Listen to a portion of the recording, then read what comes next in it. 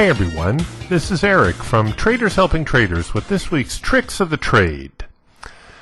This week we are going to do a little bit more of an overview. We've had a few new members join the website, and in order to avoid any confusion, I just wanted to go over a few things, some of the basics as well as some of the new things that we have introduced more recently.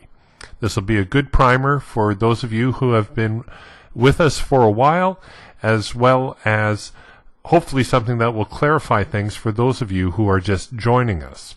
Now, support and resistance trading has everything to do with price action. As support and resistance traders, we're very interested in what's happening in current prices because, well, quite honestly, prices are the only thing on the chart that's truly there. You can draw trend lines, you can draw retracement lines, you can draw moving averages, you can put up indicators. All those things are just mathematical derivatives designed to try to help you see what's actually happening in the price chart. But prices are truly the only thing that's on your chart. In fact, as you become more proficient trading support and resistance, you might find indicators and moving averages and trend lines to be a little bit more of a distraction, and sometimes you may actually just trade a naked chart. But in this instance here, I have our 55 and 20 period moving average on here. Now the 55 is the most important of the two. And you know that from the manual, we also sometimes have a 5-period moving average. And the idea behind those moving average lines is to alert us to crossovers, to alert us to changes in market momentum. You can think of your moving average lines as a moving trend line. And you can see how the market responds to the 20-period moving average as well as how it responds to the 55-period moving average. Now, as a rule of thumb, if the market is above the 55, then we're primarily looking for buying opportunities. And if it is below the 55, then we are primarily looking for selling opportunities. And what we want to do is when we are above the market, we want to buy support. And when we are below the market, we want to sell resistance. So that begs the question, what does support look like and what does resistance look like? Well, quite simply, support occurs whenever you have a red-green bar combination. And resistance occurs whenever you have a green-red bar combination. That's the most basic form of support and resistance. Now, you know from the manual that I do spend some time on weighting support and resistance zones in order to help you identify which support and resistance lines will tend to be the strongest. However, for trading purposes, that's not necessarily something you need to really focus on, because what will happen is you will tend to get a lot of lines on your charts. For instance, you will have a line here, and then we also have several hits here, so you'll have a line here. We have more hits through here, so we'll have a line here. We've got hits here, and so on. And you can see that your your chart can very quickly become cluttered with lines from all these support and resistance zones. So rather than focus too much on weighting which support and resistance lines are going to be the strongest, we're going to put a little bit more emphasis on actually trading the price action, trading the support and resistance when it occurs. And as I mentioned, in an uptrending market, we're going to look for every instance when we have support. In other words, we have a red-green bar combination, and that will be our buy signal. So here we have a red. Just a moment, I'm going to make this a little bit larger so it's easier to see.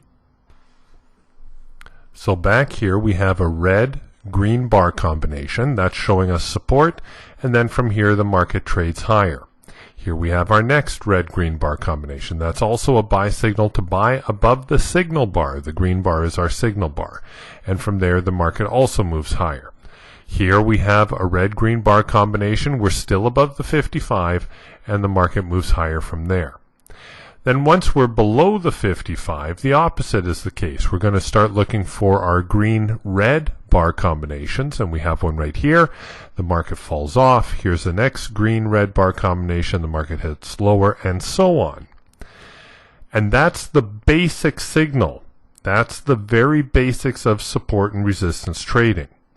The big variable for trading this way is it requires a lot of patience on your part, because there's going to be times when the market is moving like this very quickly and you're going to be anxious to get in, and sometimes it will work out for you, but other times you're going to end up, for instance, a big move like this down here, you're going to end up getting here, and then all of a sudden the market stops moving lower, chops around a little bit, and worst case scenario moves higher and takes you out of the trade.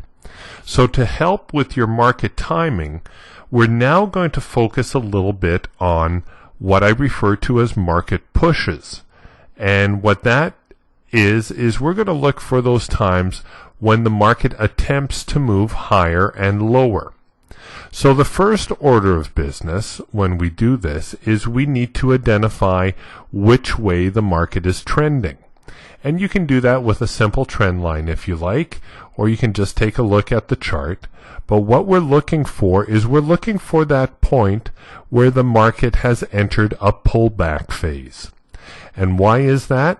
Well, because the pullback phases are going to give us our best opportunities to buy and sell the market accordingly. And what we're going to do is we're going to focus on which way the market is trending and then try to take our trade with the trend. So in this instance here, you can see that cattle put in a high back here in April. And even though we did have some stalls along the way, the market never really entered a pullback phase until the early part of June. Now, how do I know this is a pullback phase?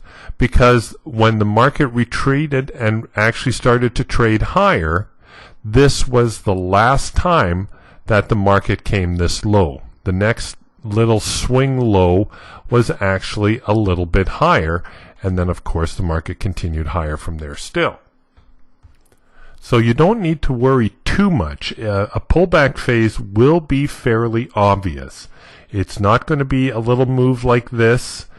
Well, it can be a little move like this, but if the market resumes the trend and puts in a new low, well, then you're probably not in a pullback phase. So here we have a pullback phase, and now the market has started to retrace higher. Well, why is that important? Because we can pay attention to how many times the market has tried to resume the downtrend, and that will help with our timing. So for instance, the market has begun its pullback phase. Right here is the first attempt by the market to move prices lower. So that's going to be attempt number 1. Now traditionally, the first attempt to move the market lower is the weakest. It has the highest failure rate. And in fact, it offers a pretty good counter-trend signal if you have the nerve and the account to trade it. Remember, counter-trend trades don't always move quite as aggressively as this one did. Sometimes they just end up going sideways. But bear in mind that the first attempt to move the market lower, which is what we saw here, the market retraced higher, and here's the first push lower, it failed. So the market retraces a little bit higher, and now this is our second attempt to move the market lower. You can see that the market actually traded lower than the bar prior to it. Now this is a bullish looking bar, and it's probably so because this is the pit session. I think on the combined session it may not look quite so bullish, but this is our second attempt to move the market lower. A few days later we have our third attempt right here. And finally, we have our fourth attempt right here. Now, out of all of the attempts, the second and the fourth tend to be the strongest. They tend to offer the best opportunities. And as you can see, the market headed lower after the fourth push lower. And it was a pretty decent move. But look at what happened shortly after the market started heading lower. We found support. And we probably found support because technically we are in an uptrending market now as we're above our 55 period moving average line. So if you wanted, you could actually say that this was the next leg of the market, and this is now a bullish leg of the market. And this current move is a pullback to this move right here.